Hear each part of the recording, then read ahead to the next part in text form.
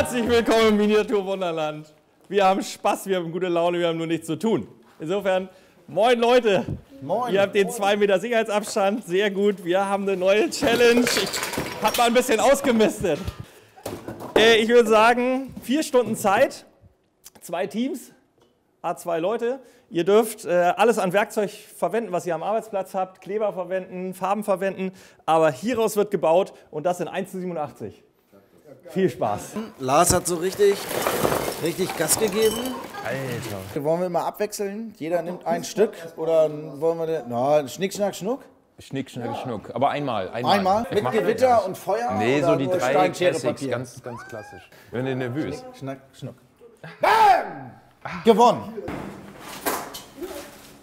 Oh, das ist auch, das ist auch ziemlich nice, ehrlich gesagt. Hey, Theresa, nur schön jetzt Finger ist weg. erstmal der Ich will ja wohl erstmal Jetzt ist erstmal der Felix. Wir wollen das schon fair machen. Das stimmt, das stimmt. Ist egal. Mach, Michel, los! Guck mal hier, das finde ich zum Beispiel geil. Findest du geil? So.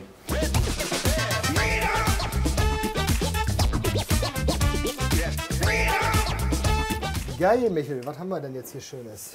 Cornflakes-Packung, Plastikram. Plexiglas, hier, das ist immer gut, Luftpolsterfolie. Textilien, Blech ist natürlich übelst geil. Freundschaftsband, vom Miniaturwunderland. Nein, also, das ist doch wunderbar. Das ist natürlich hervorragend. Ich glaube, da setze ich auch meine Hoffnung. Das sieht jetzt schon alles irgendwie nach Weltraum aus. Ich habe aber keine genaue Vorstellung. Glasnudeln. Cyberkabel. Wir haben das UFO und ich mache dann ein bisschen größere Fläche, wo das draufstehen könnte. Mit Tanken und mit so Tanken, mit einem Tank ja, mit einem Schlauch so. dran, wir haben diese Kabel und sowas. Genau, die Kabel. Und dann mache ich so ein bisschen Mondkrater. Ja, Digga, genau. So.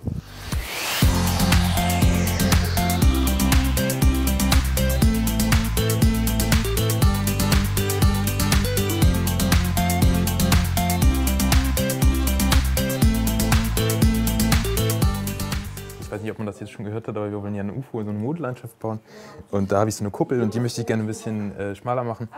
Und Plexiglas zu schneiden ist halt immer besser mit einem sehr feinen Sägeblatt, weil das dann einfacher durchgeht. Also wenn ich da jetzt so viel wegnehme von so einem spröden Material, dann fliegt mir das ja um die Ohren. Deswegen wechsle ich das Sägeblatt. Das Ding ist, ein ganz feines Material ist ja dieses hier. Ne? Das mache ich das ja unter anderem auch. Guck mal hier. Das ist doch feinster Sternstaub. Wir malen das anders. Diese Art Material, das kann man ja anlösen mit dem Diclomethan. Und als ich in Argentinien war, ging es darum, da so ein bisschen Stuck zu machen.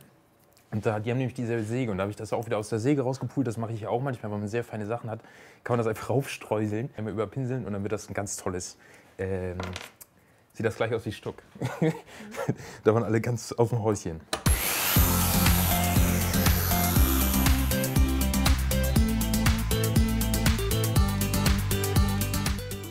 Dann gucken wir mal, was wir hier so ergaunern konnten. Ich glaube, das hier ist die beste Errungenschaft, die wir haben. Oh ja. Also wir haben hier ein paar Papprollen, da können wir bestimmt was draus machen. Dann haben wir hier einen Aschenbecher. Nein, damit kann man so Teigtaschen. Vielleicht machen wir da noch irgendwie eine sprechende Handpuppe raus. Mal gucken. Dann ein Schwamm, den kann man immer zerschneiden, da kann man relativ viel draus machen. Diverse Dosen, Plastikbesteck, Wattepads, Glas. Und hier. Genau, dann haben wir hier schon unsere ersten Bewohner. 2 Spinnen. Gut. Ist das eine Reibe? Ja, das ist ein Fußhobel. Ja, also. Was habt ihr denn vor eigentlich? Wisst ihr schon, was ihr baut? Ja, vielleicht sagen wir es mal nicht. Ja, die Überlegung ist, dass man eine Menschenfresser-Attraktion macht.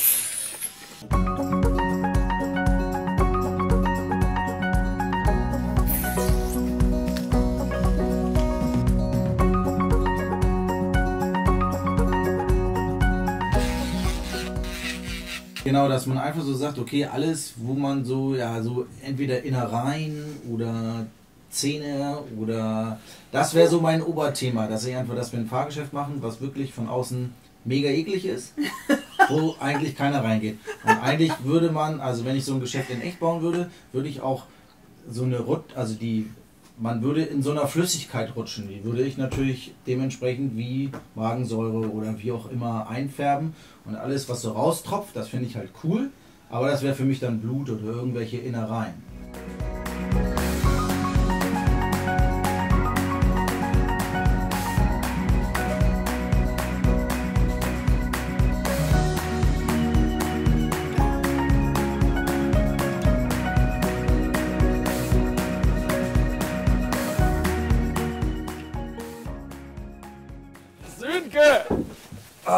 Wie läuft's?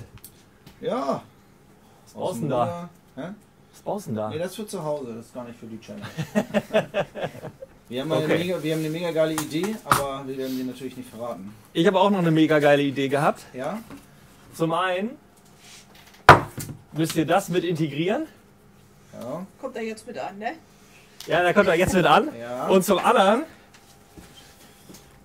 müsst ihr dieses Werkzeug auch noch mit nutzen. Nutzen bedeutet wie ein Werkzeug benutzen. richtig? Genau. Klar. Wie ein Werkzeug zu benutzen, nicht mit einbauen. Das wäre schwierig. Ach Lars, schön, dass du mal vorbeiguckst hier. Ich habe hier was mitgebracht. Wolltest du mal Erstmal wollte ich hören, wie es läuft. mehr Müll? Das wundert mich gar nicht, Lars. Was macht ihr denn da? Wir müssen auf Abstand bleiben. Wir haben uns dazu entschieden, so ein Weltraum-Szenario zu bauen mit einem Raumschiff und einer Basisstation für das UFO. Das heißt ein bisschen Universum-Diorama mit einem UFO drin, mit so einer kleinen Tankstation oder sowas, genau. Aus einer Schupfnudelmaschine. Ich habe mir da auch noch was überlegt. Da wollen wir mal reingucken. Was hast du denn da? Ach Mensch, Und leere Druckerpatrone. Das wäre doch was. die ist doch noch gut. Das integriert ihr noch mit in euer Kunstwerk. Und dann hätte ich auch noch ein Werkzeug anzubieten. Ja, das kriegen wir Das unter. solltet ihr Können wir verwenden. nachher damit machen? Wird nicht zum Kunstwerk, sondern es wird damit gewerkelt. Ne? Wunderbar, wunderbar. Ich bin denn mal wieder. Ja, Bis ich wünsche dir was, später. Lars.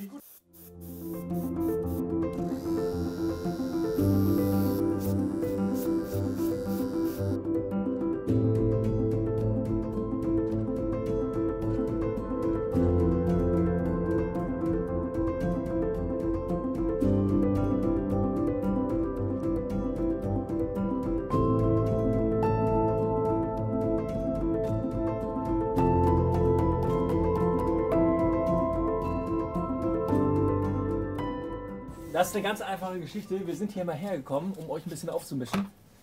30 Sekunden habt ihr Zeit und ihr dürft jetzt ein Werkzeug und ein Material mitnehmen. Keine Farben, keine Kleber. Alles andere ist erlaubt. Safe die Schnur. Ihr habt jetzt noch 10 Sekunden Zeit. Oh, Digga, hast du eine andere Idee? 9, 7, 6, 5, 4, 3, 2, Ja, Digga. 1. Du aber. Ja, komm. Die nehmen wir mit. Ui, ui, ui. Und die Schnur. Yes. Felix, dann einmal bitte zeigen. Was ist weggenommen worden? Einmal so eine schöne Kordel Ja. und eine kleine Nagelschere, Aha. mit der man extra filigrane Verkleidung für vielleicht Das irgendwelche ist, Fahrgeschäfte schneiden kann. du hast ja recht, ich brauche die ja auch, Wie bitte. geht's euch damit? Nicht gut. Ne, wunderbar. Das ist okay. Meine schöne Schere, Ja, ey. weniger ist mehr. Komm. Oh nein, das müssen wir zu uns. Ja, oder ja, was? ja, komm, wir gehen. Haut ab! Ja, nie So, so, pass mal auf, nie so nah. ihr Kinders. Ich hab das Herzstück. Katastrophe. Nicht könnt ihr. Die können Ja. nicht. Erbrasch. Wir haben extra super soft Sachen ausgewählt, so, die nicht wehtun, die nicht so schlimm sind. Ja, jetzt kommen hier die beiden an und machen hier ihr wollt Rollgriff. gewinnen. Da wird dick die Tasche aufgemacht, erstmal Ja, eingesteckt, richtig, damit wir natürlich. hier gehandicapt sind. Ne? Weil ich meine, jeder ist ja nur so gut wie sein Werkzeug. Es ist ja wirklich so. Es ist ja so. Ja, dann seid Ja, ihr natürlich jetzt schaffen auch wir mal das. endlich auf Ich Stand sage nur, na, ich bin also mehr als sauer. Das war die schlechteste Idee von Jesko hier mit der scheiß Challenge.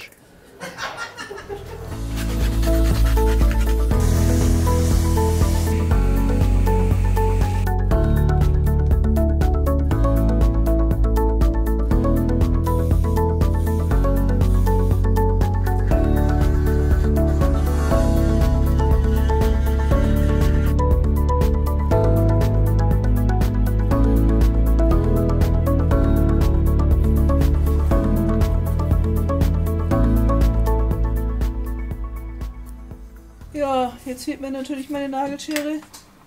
Schon extremst. Muss ich aber etwas Größerem arbeiten. Ja, dann geht das eben nicht so schön filigran. Aber ist prinzipiell auch machbar. Machbar ist es schon, aber es ist trotzdem doof. Man ist ja doch ein bisschen eingefahren, was das Werkzeug angeht. Wie lange kanntet ihr euch schon, du und deine Nagelschere? Ah, wir hätten jetzt Zweijähriges gehabt. Also ich bin, Du kannst doch auch ohne deine Airbrush-Pistole. Du bist ein richtiger Künstler. Jesko, was ich kann und was ich möchte, das entscheidet der Künstler immer noch selbst. das sind hier ganz andere Dinger, ja?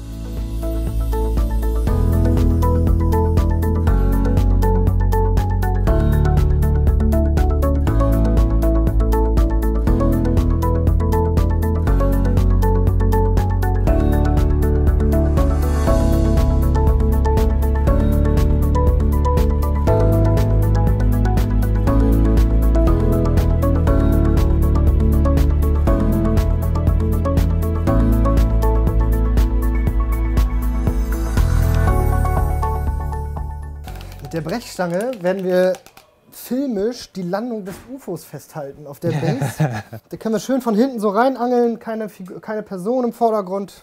Das wird geil.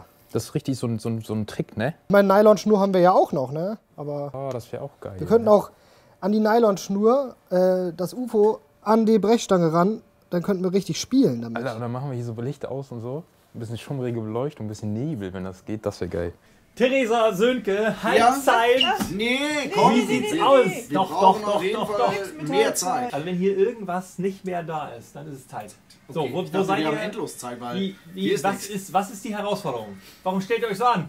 Was stellen wir uns Wir da haben an? so viele Ideen. Genau. Hart Prioritäten setzen und Oh mein Freund, wir wollen jetzt hier Taten du willst dein folgen lassen. Werkzeug benutzen. Wir wollen jetzt das Werkzeug benutzen, das war ja wichtig. Na, wir haben hier als Abschlussdeckel Hirn. Ja. Und Also die Jetzt Idee willst du das Hirn ist, zerschlagen. nee, die Idee ist, dass wir jetzt ein paar Glasscherben ins Hirn stecken. Wieder eine der verrückten Ideen, Liebe warum wir Kinder, genau, zu Hause Liebe nicht Kinder, nachmachen. zu Hause nicht nachmachen. Schutzbrillen auf. Schutzbrille auf und dann gucken wir mal. Die Kinder von Sönke, auch hier. Willst du auf den Boden machen? Wunderbar, klappt. Werkzeug ist benutzt worden. Werkzeug ist definitiv benutzt worden. Wir finden hier auch, ich denke, das, was wir brauchen. Ja. Glassplitter ins Hirn. Wir kriegen das in den 4 Stunden, die wir noch haben, fertig. Sah kein jetzt Problem. gar nicht so aus. Aber Danke. okay. Gut, ich Das komme ist in ja das 2 Schöne. Stunden wieder. Ja, mach 2 das. noch. Gut, 4. Gut. Ne? Bis später. Ja. Das ist das Netz. Ich überlege gerade, ob das nicht hammergeil wäre, wenn da das über der Kuppel wäre. Eigentlich würde ich eine Nagelschere nehmen. Gott, Alter. Nice.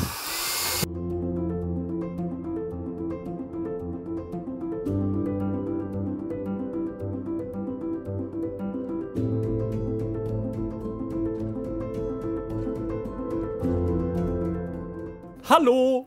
Na? Na? Halbzeit. Wie ist die Gefühlslage? Wieder beruhigt? Na klar, alles gut. Okay.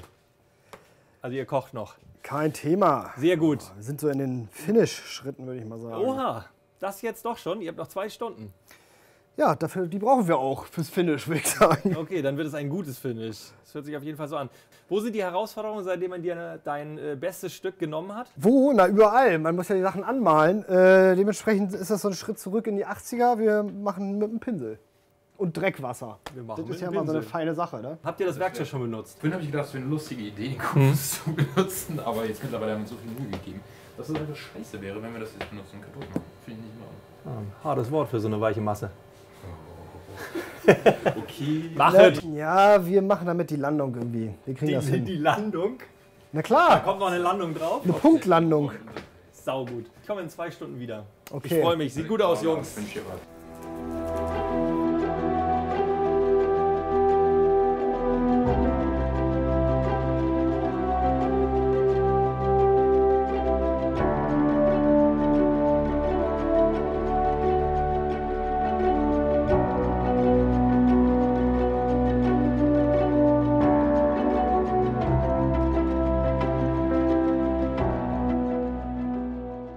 Also bei Theresa und mir lag das Augenmerk wieder darauf, dass man den Müll, den man verbaut hat, auch möglichst wiedererkennt, damit man auch nachverfolgen kann, ob der wirklich verbaut wurde. Ich glaube, schwierig wird es, wenn man seinen Müll so verbaut hat, dass man nicht erkennt, dass es Müll ist, weil dann kann man auch sagen, ja, ich habe zwar Müll benutzt, aber jeder fragt sich, wo ist denn dieser Müll?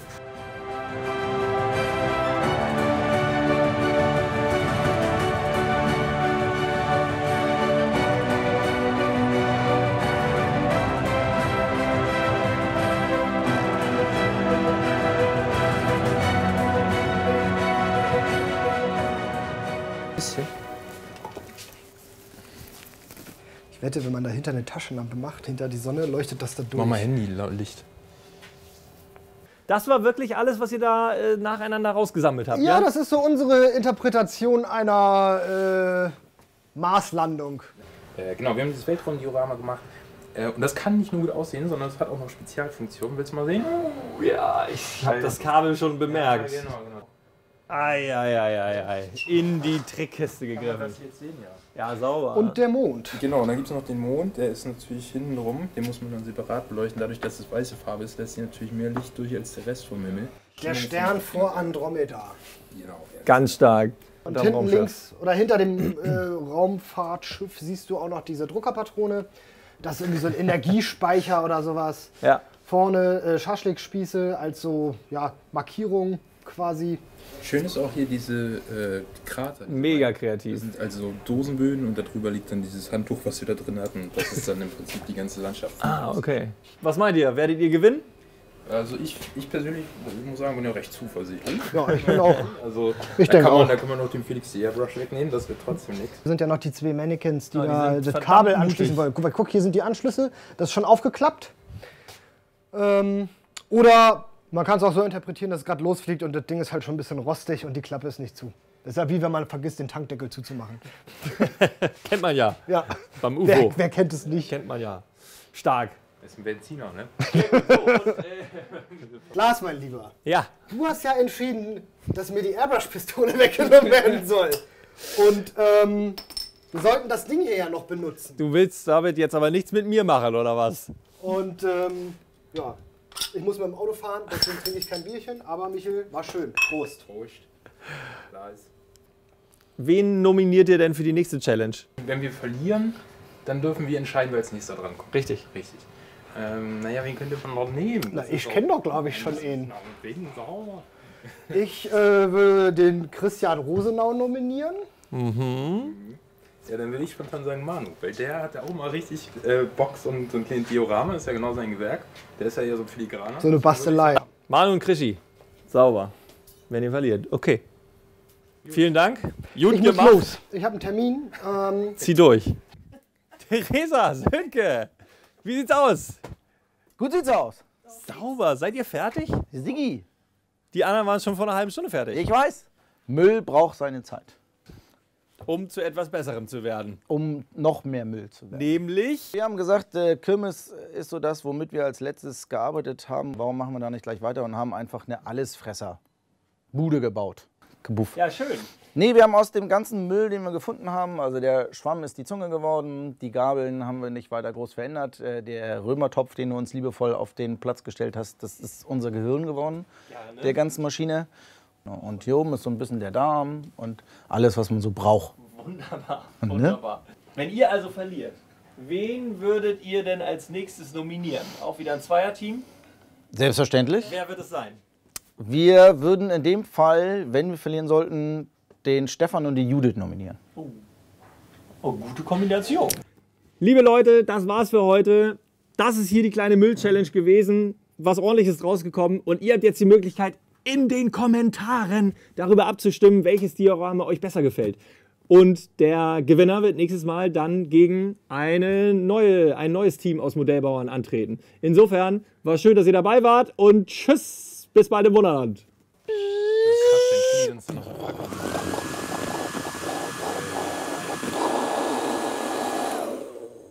Das ist heftig. Fertig!